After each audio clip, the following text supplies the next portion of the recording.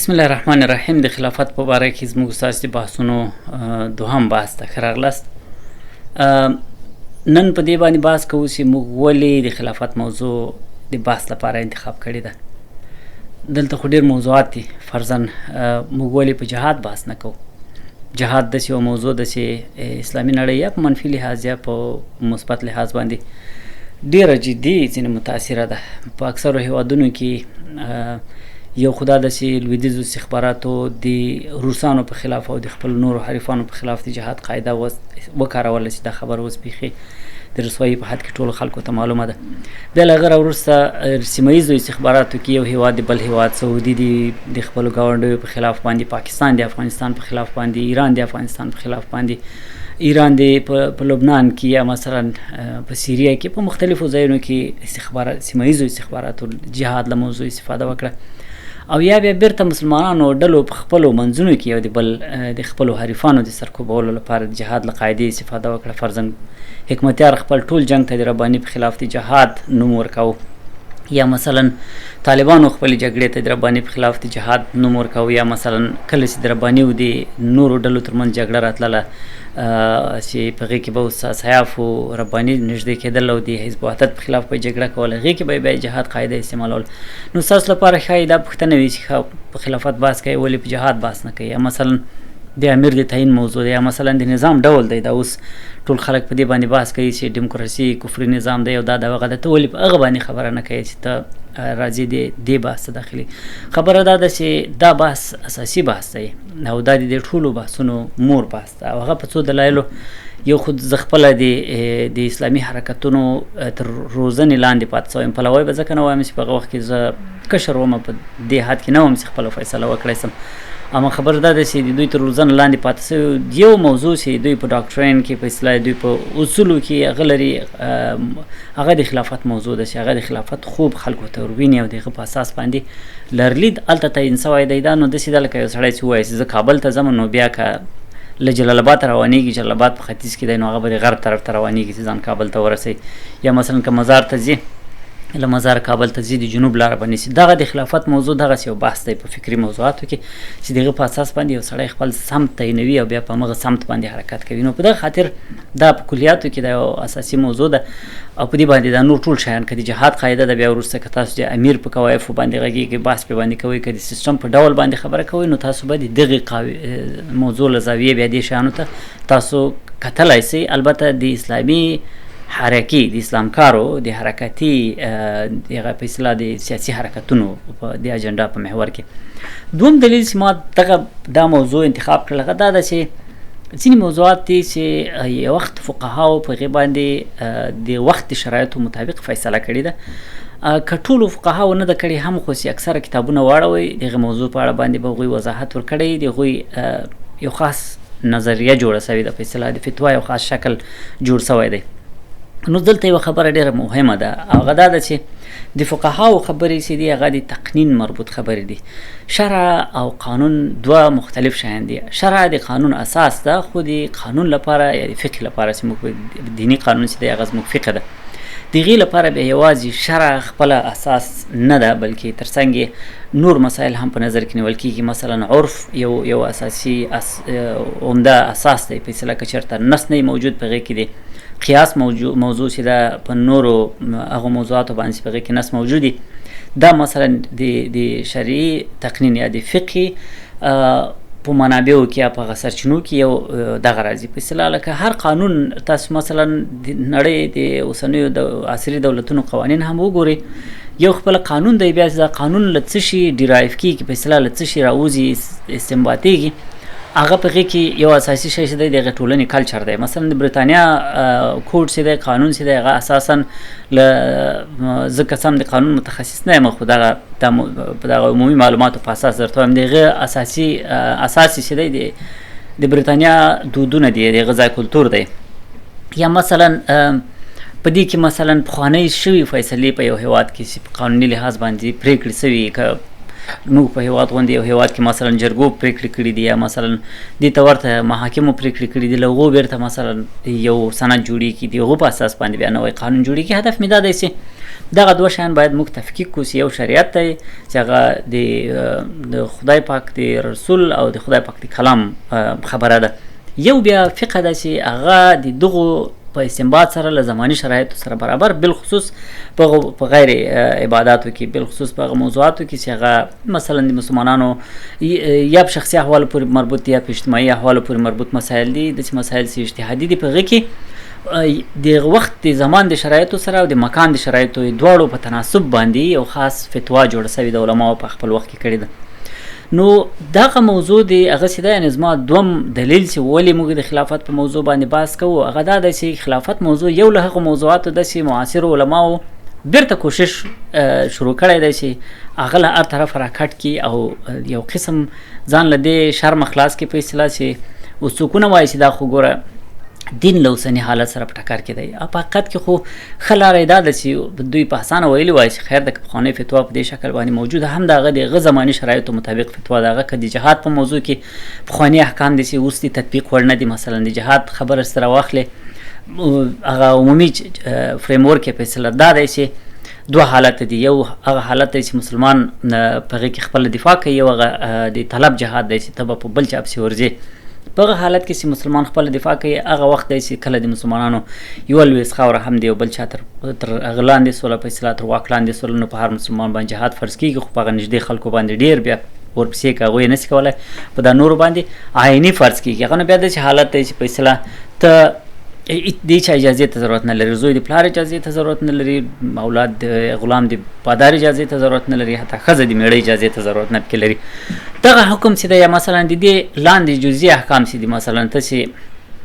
کله د طلب جهاد شروع کړې، کله ته قوي شې ته به ورځې کفارو ته به دعوت ورکوې چې زما دین ته را داخل شئ، که نه را داخلېږئ نو بیا جزیه ورکوئ، که نه جزیه نه ورکوئ نو بیا راوځئ، میدان به سره معلوموو، جنګ به سره کوو. نو اوس ډېر هېوادونه په دې حد کې دي چې په یو بل هېواد باندې دوی حمله وکړي، په دغه حد کې وسله او دا لري، خو دوی دا کار نشي کولی ځکه چې نړیوال قوانین دي، ائتلافونه دي، یو نړیوال نظم حاکم دی. صدام حسین په عراق باندې په کویت باندې حمله وکړه، هغه هم دیني دلایل ورته برابر کړي وو، لیکن نتیجه یې څه شی سوله؟ تر اوسه پورې هغه میډل ایسټ په اصطلاح هغه منځنی ختیځ نسي راټولېدی.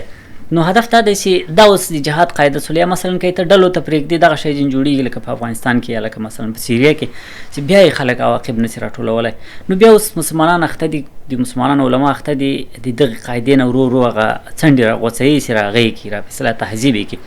ښه خبره دا وله زما په نظر باندې، البته دا زما ډېر شخصي نظر دی چې دې په ځای باندې چې نوي نوي اجتهاداتو هڅه وشي، بیا موږ هلته ورسو یو اعتراف دا وشي چې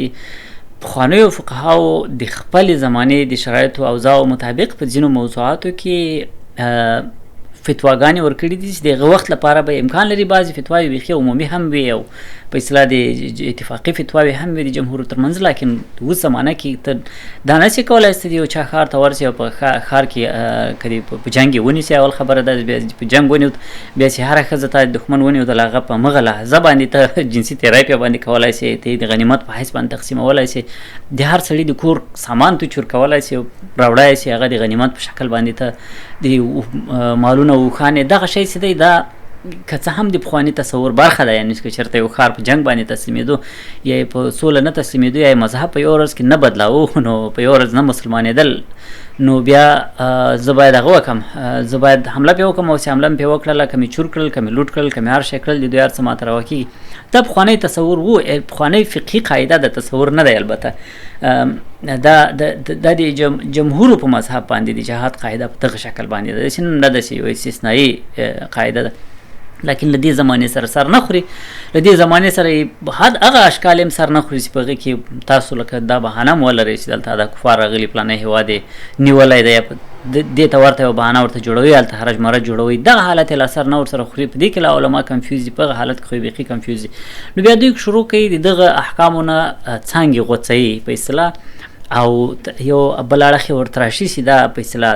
دغه کې علما کوشش کوي چې دا را نرم کړي. نو یو د مسایلو نه چې علماو پرلپسې کوشش کړی ده، بالخصوص د داعش له ظهور راوروسته چې را نرمه یې کړي، هغه دغه د خلافت موضوع ده. معاصر علماو چې اکثره تاسو وګورئ که مثلا د علماو د اتحاد دوه مشران د